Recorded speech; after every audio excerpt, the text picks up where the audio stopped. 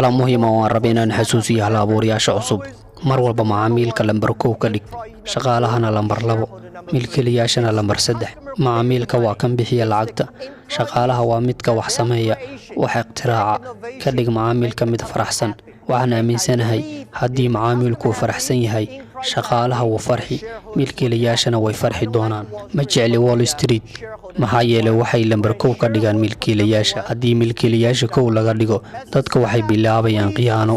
Adiga ka hal-abuur ahaan, fadlan waxaad diiradda saartay ku taagnow.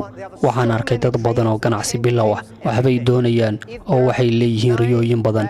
Maalin walba waxay beddelaan riyooyinkooda. Haddii ay halkan joogaan 9 bakayle, waa doonaysa inaad qabato mid ka mid ah. Ha beddelin bakaylaha, beddel naftaada. Sax?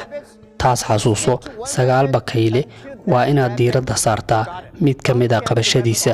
Ha ku yabaalin oo marba mid ha ku boodin. Isbeddelka soo dhaweey oo beddel naftaada.